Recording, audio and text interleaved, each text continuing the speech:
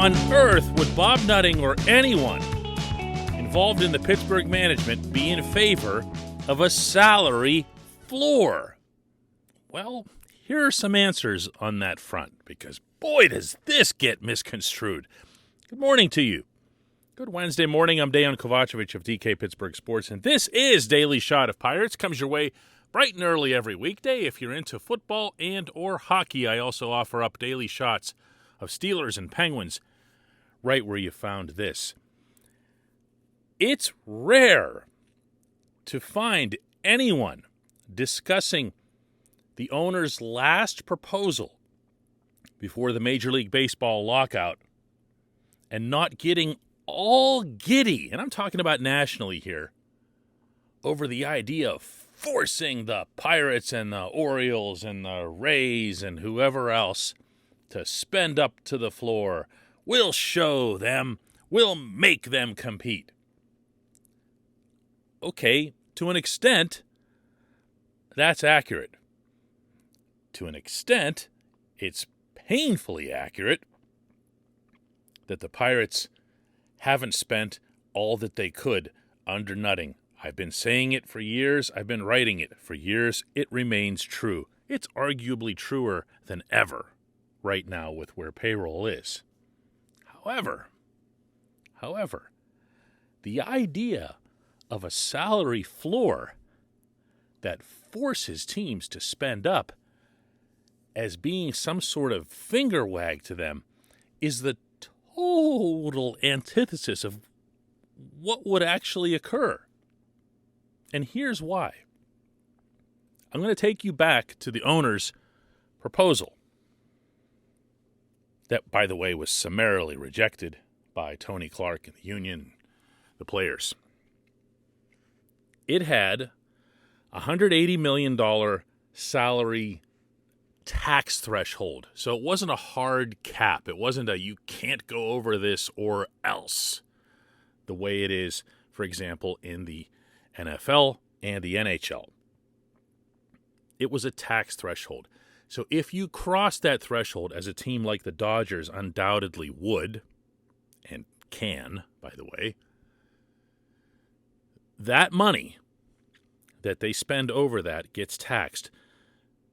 And the tax revenue, if you want to call it that, ends up helping to fund the teams at the bottom to make sure that they can afford to get up to whatever the salary floor is. In this case, it was proposed to be $100 million.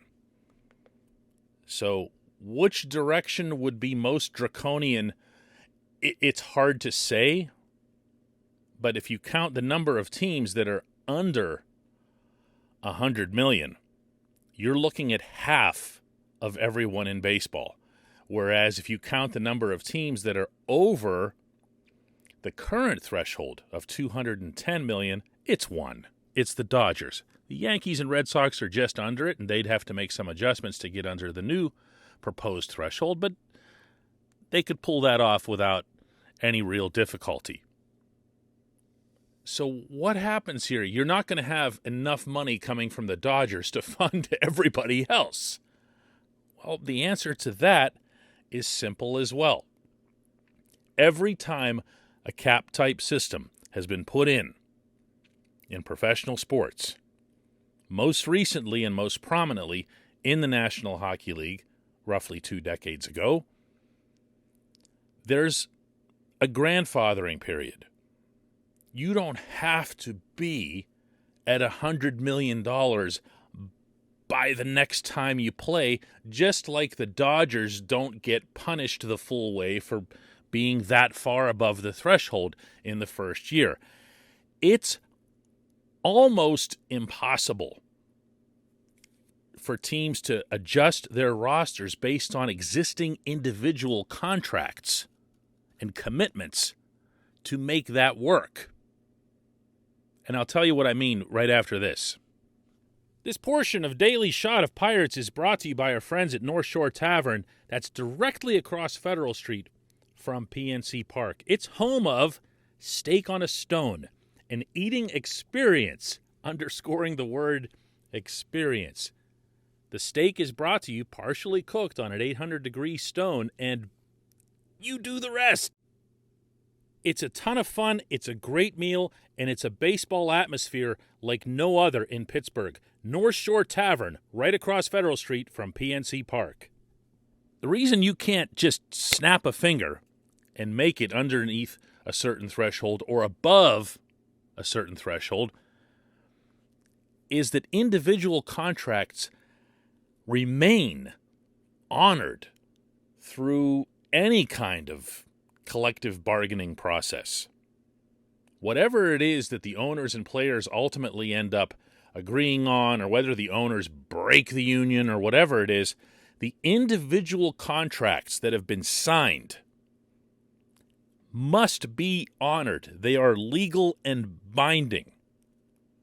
So even if, and I'm not suggesting anything like this will happen, even if baseball put in an individual maximum salary the way the NHL and the NBA have, the existing contracts would have to be honored no matter how long they run.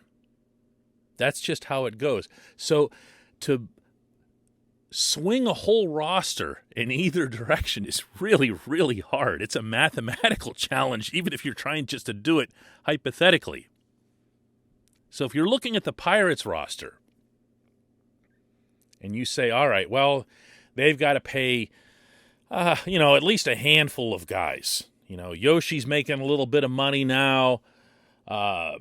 Who else? Roberto Perez came in for a year and $5 million. Brian Reynolds is going to make some kind of significant money in arbitration, or maybe he'll get an extension. But you're not going to see them get anywhere near $100 million no matter what ends up happening. So what does have to occur, because you want to make sure that there's good faith involved in this, and you need to make sure in certain cases, and I happen to believe that Nutting and the Pirates are one of them, that they honor this. You've got to have at least a step taken. You've got to say, all right, listen, we understand it's impossible to get to 100 unless you go out and just grossly overpay. I don't know, give Colin Moran a 1-year, $40 million deal to come back and back up at first base, right? So they'll do it in steps. You have to be at 60, you have to be at 80, and the year after that, you got to be at 100. That allows you the time to structure your roster in a way and at the same time not blow up what you've built. In the Pirates' case, as strange as this will sound, they could actually damage themselves by getting to 100 way too fast, because you'd be spending on something really, really stupid in the short term, and you might be blocking off roster spots from kids that you know are ready to come in and take them. Does that make sense? So all of these things have to line up. Why would the Pirates be in favor of this? Well, you got to take something of a long view here. The revenue sharing that exists currently in Major League Baseball, and I'm talking about not just broadcasting, but merchandise, internet, there's tons of stuff that's on the list, would be greatly expanded in a cap-type system. And by that, of course, I'm referencing the big, big, big elephant, actually herd of elephants in the room, and that's local TV revenues. That's where the Dodgers are getting their spoils. If you take local TV money and say, listen, we're going to cut this up in a certain way that it benefits all 30 teams, all 30 local TV contracts get pulled a certain way. In that event, the Pirates' revenues go higher, and it's extremely easy to get to the floor, and the business itself is more sound. That is why they'd be in favor of a floor. Whatever it is that you've heard or read to the contrary that sounds like Nutting will never be in favor of da-da-da-da. No, man, no. This makes things way too easy. But at the same time, it also puts into place assurances that he'll be forced to spend to a certain level. If you don't like nutting or you don't trust nutting, and I understand that that only accounts for 99.9% of you, this is exactly what you want. This is exactly what you want. And strangely enough, it's also exactly what he'd want. When we come back, just one question.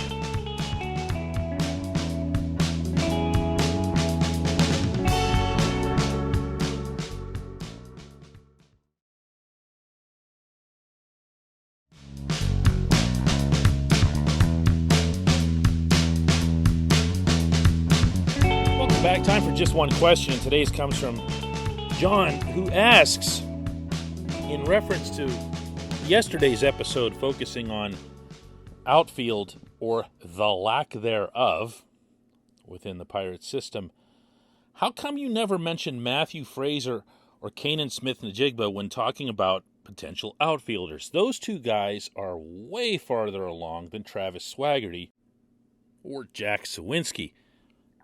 This is a fair point to bring up. When you look at the outfielders that are in the AA/AAA category, and that's really now where you want to classify guys like this, given the year lost to development and not knowing exactly where they belong and who would have leapfrogged whom along the way, especially when it comes to Fraser, who had an excellent 2021, mostly in Greensboro, eventually ended up getting up to Altoona. But these guys aren't in the readiness class, certainly not of Swaggerty. Swaggerty was considered advanced before getting shut down last year with a shoulder issue, for anybody who missed yesterday. And Suwinski played the entire year but stayed in AA. That still would be advanced compared to the other two.